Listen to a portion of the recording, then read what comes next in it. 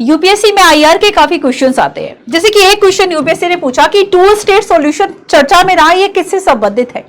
आप देखेंगे कि इजराइल और फिलिस्तीनी का जो संघर्ष है वो लंबे समय से, आप उसका इतिहास देखते हैं कि लगभग 1950, 60, 1948 के दशक के आसपास में भी ये जो संघर्ष है वो चल रहा है। और यहां पर ये जो लड़ाई है वो कोई नई नहीं है, बहुत पुरानी है और बहुत सारे लोग इसमें इन्वॉल्व होते हैं। अब देखो कि आज हम जिस बारे में चर्चा करने वाले हैं कि आप देखेंगे कि जो बेसिकली इस्माइल हानिया जो है इनकी मृत्यु हो गई है ना, इनको मार दिया गया। कहां पे? ईरान में। ईरान में ये क्या करने गए थे? तो यहाँ पे जो राष्ट्रपति मसूद पेजेश्कियान है इनका शपथ ग्रहण समारोह अटेंड करने गए थे। और ये थे कौन? तो ये जो है वह हमास के लीडर थे। अब देखो कि हमास के लीडर थे और ये अक्टूबर 2023 से इजराइल की मोस्ट वांटेड सूची में शामिल थे। तो यहां पे शामिल है 3 देश, एक तरह से हम कह लें इजराइल, फिलिस्तीन, गाजा के आसपास का क्षेत्र और ईरान।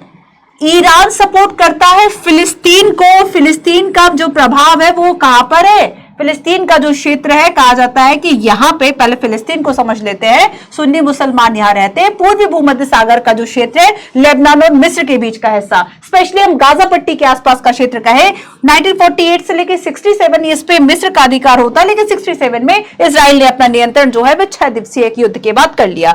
तो अब चूंकि इजराइल से छुट्टी पाने के लिए, इजराइल के नियंत्रण को खत्म करने के लिए और अलग स्वतंत्र देश के लिए यहाँ पे जो फिलिस्तीनी है वे संघर्ष कर रहे हैं। तो यहां पर देखो कि जो फिलिस्तीनियों का जो एक संगठन है, जिसे कि आतंकवादी संगठन घोषित किया गया है इजराइल के द्वारा, ना केवल हमास बल्कि हिजबुल्लाह संगठन, अगर आपने सुना हो तो हिजबुल्लाह हमास दोनों को ही इजराइल ने आतंकवादी संगठन घोषित किया।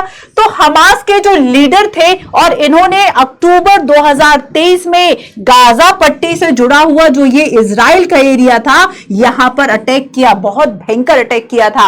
1200 से ज्यादा लोगों की डेथ हो गई थी और उसके अलावा लगभग 250 से 300 के आसपास के लोगों को बंदी बना लिया गया था। ये न्यूज, जैसे कि अभी आपने एक स्थान, प्लेस जो चर्चा मेरा रफाल, वह भी सुना होगा, वो भी इस जगह से जुड़ा हुआ प्लेस है। तो बेसिकली ये जो एरिया है वह बड़ा ही विवादास्पद एरिया है। मैप में भी थोड़ा सा आपको देखना है कि इजराइल, वेस्ट बैंक कहाँ है, जेरूसलम कहाँ है, गाजा स्ट्रिप का क्या है, गोलन हाइट्स क्या है, ठीक है। तो थोड़ा सा आपको इन मैप को भी जरूर ध्यान में देना है। जैसे कि अगर इजराइल की बात करें तो लेबनान, सीरिया है ना, जॉर्डन, इराक, इन सभी के बीच का क्या रिलेशन है। आप देखेंगे कुछ समय पहले एक घटना हुई थी कि रेड सी में जो हुती जो विद्रोही हैं, उन्होंने इजराइल और इजराइल के जो समर्थक देश थे उनके जहाजों पे आक्रमण करना जो है वह स्टार्ट कर दिया था।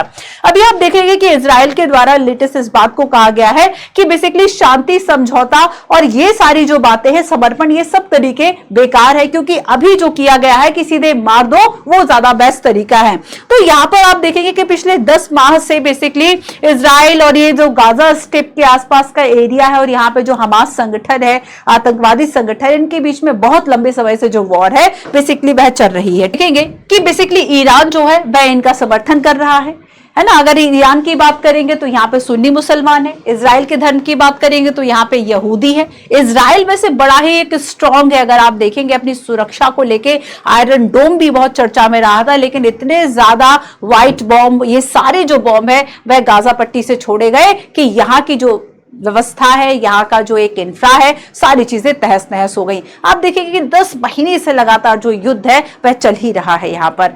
तो आप इसमें ये देखें कि बेसिकली भारत के संदर्भ में ये जो वॉर है वो क्या प्रभाव डालती है, इंडिया पे क्या प्रभाव है, विश्व में कहीं भी कोई भी घटना हो रही हो उसको देखना आपको बहुत जरूरी है। जैसे कि आप देखेंगे कि यहाँ पे तेल प्रोडक्शन हो रहा है, कच्चा तेल, पेट्रोलियम उत्पादक देश है, ऐसे में तेल की कीमतों में जो है वह वृद्धि हो जाएगी, भारत पे भी प्रभाव पड़ेगा, इवन उन सभी देशों पर प्रभाव पड़ेगा जो कि इनसे तेल को खरीदते हैं।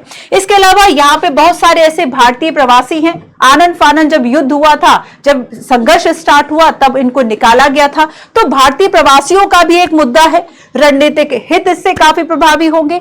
स्पेशली अगर हम ईरान की बात करेंगे तो ईरान में जो चाबहार बंदरगाह है, चाबहार बंदरगाह, वहां से भी प्रभाव पड़ेगा। तो आप देखो कि अगर हम ईरान को सपोर्ट करें, इजराइल को सपोर्ट करें, पूरे मतलब देखना पड़ता है कि आखिर वर्ल्ड की जो चीजें हैं वो कैसे बैलेंस हो रही हैं। अगर हम ईरान से संबंध बनाते हैं तो इजराइल से संबंध बिगड़ जाएंगे, अगर हम इस मामले पे इजराइल इसराइल को सपोर्ट करेंगे तो ईरान से संबंध। तो यहां पर ये सारी चीजें जो है वह आप देखेंगे अंतरराष्ट्रीय रूप से चीजें चलती रहती है और वैश्वीकरण का दौर है। सब देशों के हित आर्थिक, सामाजिक, रणनीतिक, एक सुरक्षा के लिहाज से जुड़े हुए हैं। तो ऐसे में एक घटना का प्रभाव पूरे विश्व पे कहीं ना कहीं किसी ना किसी तरीके से जरूर पड़ता है।